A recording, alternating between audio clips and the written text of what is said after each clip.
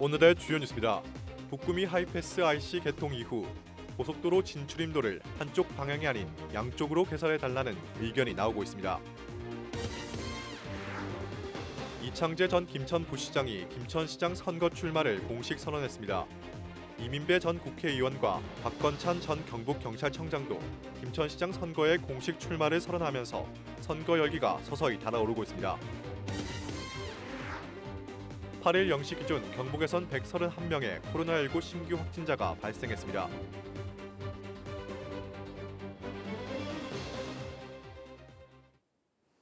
시청자 여러분 안녕하십니까? 뉴스와이드입니다. 북구미 하이패스 IC가 이번 달부터 본격적으로 개통됐습니다. 북구미 IC 개통으로 인근 주민들은 교통 불편 해소에 큰 기대를 하고 있는데요. 일부 주민들은 고속도로 진출입로를 한쪽 방향이 아닌 양쪽으로 개설해달라는 의견을 제시하기도 했습니다. 오승훈 기자의 보도입니다. 지난 1일 구미시 부곡동 일대에 새롭게 개통한 북구미 하이패스 IC. 경부고속도로의 동김천 IC와 구미 IC 사이에 새로운 관문 역할을 하게 됐습니다. 북구미 IC는 하이패스 전용 IC로 하이패스 단말기를 장착한 승용차와 버스, 4.5톤 이하 화물차만 이용이 가능한 상황입니다. 지역 상공인들은 이번 북구미 IC 개통으로 교통량을 분산시켜 교통 흐름이 크게 개선될 것으로 보고 있습니다. 구미와 남구미 두 군데 나들목에 교통이 집중돼 있었는데 이번에 하이패스 북구미 IC 개통으로 인해서 이런 교통 흐름이 분산이 됨으로써 수출, 물류 경쟁력까지 키울 수 있다는 상당히 긍정적인 측면이 있습니다. 봉곡동과 도량동 등 출퇴근 시간 교통 정체를 겪어왔던 지역 주민들도 교통 불편이 하루빨리 해소되길 기대하고 있습니다. 지금 이제 선주 원남동 이쪽 방면에서 아무래도 북구미 IC가 생기는 바람에 여러 사람들이 큰 혜택을 받고 있는 것 같고 접근성이 아주 좋아서 아무쪼록 여러 사람들이 이용하면 굉장히 좋을 거라고 생각이 듭니다. 다만 일부 주민들은 현재 선기동 방향에서만 고속도로 진출입이 가능하도록 조성돼 있어 부곡동 방향에서도 진출입이 가능해졌으면 하는 바람을 드러내기도 했습니다. 부곡동에서 북구미 IC까지 올라가는 길이 아직 미완성됐거든요. 그래가지고 그것 좀 빨리 완성 좀 해주셨으면 좋겠다고 주민들이 말씀하십니다. 이에 대해 구미시는 고속도로와 일반 국도의 여건상 새로운 진출입로 개설은 어렵다는 입장입니다. 경부고속도로와 일반 국도 간 상당한 높이 차이가 있고 주변에 사유지가 존재하는 등 구조상의 이유로 신규 진출입로 개설은 사실상 어렵다고 전했습니다. 다만 주민들의 편의를 위해 봉곡동 방향에서 북구미 IC로 이어지는 도로 개설 공사도 검토 중에 있다고 밝혔습니다. 북구미 IC 개통으로 새로운 관문이 열린 구미시. 주민들이 기대했던 교통 정체 해소가 원활히 이뤄질 수 있을지 관심이 모아집니다. HCN 뉴스 오승훈입니다. 이창재 전 김천부시장이 내년 지방선거를 앞두고 김천시장 선거에 출마를 공식 선언했습니다. 이 전 부시장은 다양한 행정 경험과 인적 네트워크를 총동원해 김천을 전국에서 가장 살기 좋은 도시로 만들겠다고 밝혔습니다. 보도에 최현철 기자입니다. 이창재 전 김천부시장이 김천시장 선거에 출마를 공식 선언했습니다. 이 전 부시장은 최근 비리로 인한 공무원 구속과 시민소통 부족 등으로 시정에 대한 시민들의 불신이 극에 달했다며 새로운 김천을 만드는 데 앞장서겠다고 말했습니다. 시민들과 소통 부족 등으로 시민들의 김천시정에 대한 불신이 극에 달하는 등 이대로는 김천시의 미래가 어렵다고 판단해요. 이어 지방과 중앙부처에서의 다양한 공직 경험을 들어 자신이 김천시장의 적임자라고 강조했습니다. 저에게는 수많은 경험과 중앙부처와 정관계 인맥, 인적 네트워크가 있기 때문에 그걸 활용해서 충분히 일할 수 있고 그분들보다 좀 더 나은 부분이 있지 않겠느냐. 앞서 지방선거 출마를 위해 명예퇴직을 신청한 뒤 직무 유기 혐의로 현재 경찰 수사를 받고 있는 이 전 부시장은 자신의 시장 출마설이 나돌던 시점에 경찰이 종결된 사건을 재수사하기 시작했다며 이는 경찰의 명백한 선거 개입이라고 주장했습니다. 한편 이 전 부시장의 출마 선언으로 현재 김천시장 출마를 공식 선언한 출마 예정자는 이민배 전 국회의원과 박건찬 전 경북경찰청장을 포함해 모두 3명입니다. HCN 뉴스 최현철입니다. 구미에 지역구를 둔 4선 의원인 윤차국 경북도 의원이 지난 7일 의원직 사표를 제출했습니다. 경북도의회 사무처에 따르면 윤창욱 도 의원은 건강상 이유로 사표를 제출했다고 밝혔습니다. 윤 의원은 지난 8월 내장 과다출혈로 중환자실에 10일간 입원한 전력이 있을 정도로 최근 건강이 나빠졌던 것으로 알려졌습니다. 윤창욱 의원의 사표는 오는 21일 도의회 본회의에서 처리될 예정입니다. 계속해서 코로나19 소식입니다. 8일 0시 기준 경북에서는 131명의 코로나19 신규 확진자가 발생했습니다. 지역별로는 포항 40명, 경산 24명, 구미 18명, 김천 4명 등 모두 17개 시군에서 확진자가 나왔습니다. 포항에서는 병원 관련 확진자 12명과 어린이집 관련 확진자 9명이 추가로 확진됐습니다.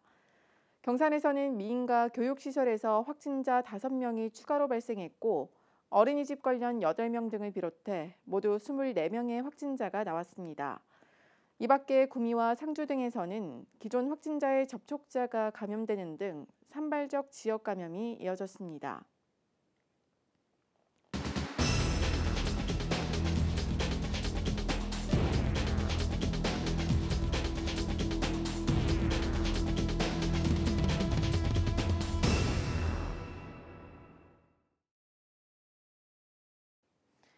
국민의힘 김영식 의원이 8일 내년도 주요 국책사업 추진을 위한 신규 예산 101억 원을 확보했다고 밝혔습니다.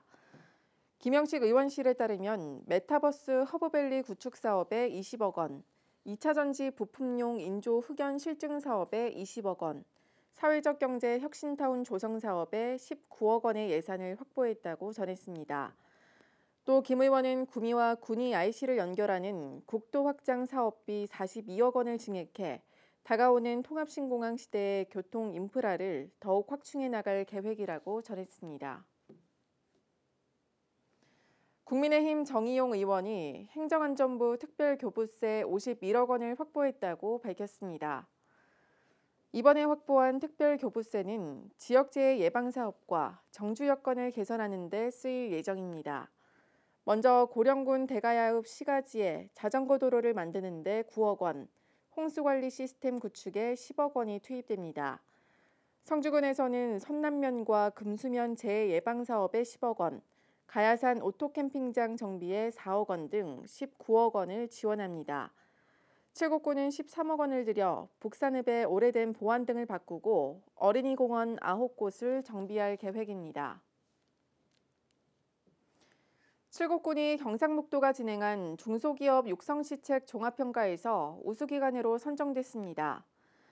이번 평가는 중소기업 지원 계획과 자금 지원, 중소기업 제품 공공구매 등 5개 분야를 종합심사했습니다. 칠곡군은 기업 지원센터를 준공하고 외관산단 입주업종을 완화했습니다. 또 코로나19로 자금난을 겪는 중소기업 308곳에 저금리 대출을 지원했습니다. 칠곡군 농업기술센터가 4주간 진행된 원예치료 프로그램을 마무리했습니다. 이번 프로그램은 코로나19 장기화로 인한 농업인의 영농 피로감을 해소하기 위해 마련됐습니다. 농기센터는 주민들의 만족도가 높아 원인치료 프로그램을 계속해서 추진하겠다고 밝혔습니다. 성주군이 환경부가 주최한 탄소중립 경연대회에서 광역 기초지자체 중 1위에 선정됐습니다. 이 대회는 기관과 기업 등의 탄소중립 우수 사례를 발굴해 탄소중립 실천 문화를 확산하기 위해 마련됐습니다. 성주군은 참외하우스 보온덮개 소재를 폴리에스터에서 에어캡으로 바꿔 폐기물을 줄였습니다. 또 소각하던 영농 폐부직포를 재활용 제품으로 재생산하는 등 온실가스 감축에 힘을 실어 좋은 평가를 받았습니다. 성주군이 외국인 계절 근로자를 충원해 인력난을 겪고 있는 농가 지원에 나섭니다. 성주군은 필리핀 루바오시와 업무 협약을 맺고 계절 근로자를 지역 농가에 투입하기로 했습니다. 현재 농가 86곳에서 외국인 근로자 170명이 필요한 상황이며 성주군은 필리핀에서 130명, 베트남에서 40명을 충원할 예정입니다. 고령군 아이나라 키즈 교육센터가 7일부터 8일까지 개관 2주년 기념 행사를 열었습니다. 센터는 이번 행사에서 우주 여행관과 겨울 왕국관, 판타지 랜드관 등 다양한 놀이시설을 운영했습니다. 고령군 아이나라 키즈교육센터는 영유아 이용시설로 장난감 도서관과 키즈카페 등을 운영하고 있습니다. 고령군이 대가야 생활촌 관광 프로그램을 운영합니다. 군은 대가야의 4계절을 주제로 계절별 대표 프로그램을 개발해 대가야 생활촌에서 연중 행사를 계획하고 있습니다. 2022년부터 플리마켓과 버스킹 공연, 역사 콘서트 등 생활촌 내 행사를 진행하고 지역 관광 명소와 연계한 체험 상품을 다변화할 예정입니다. 상주시 CCTV 관제센터가 경북경찰청의 올해 하반기 최고 CCTV 관제센터에 선정됐습니다. 경북경찰청에 따르면 상주시 관제센터는 올 하반기에만 5대 범죄 등 16건의 범죄자 검거에 기여했고 400여 건의 영상 제공으로 수사를 도왔습니다. 또 미아와 치매 노인 찾기, 자살 기도자 발견 등 생활안전과 관련해 188건의 실적을 기록하기도 했습니다. 한편 상주시 관제센터와 협업을 통해 다양한 치안 서비스를 기획한 박원호 상주경찰서 생활안전계장은 베스트 중간 관리자로 선정됐습니다. 구미시가 지난 7일 주식회사 파만농과 구미공장 생산라인 증설을 위한 투자 양해각서를 체결했습니다. 그린 바이오 기업인 주식회사 파만농은 앞으로 130억 원을 투자해 신물질인 티아페나실의 생산 라인을 증선하기로 했습니다.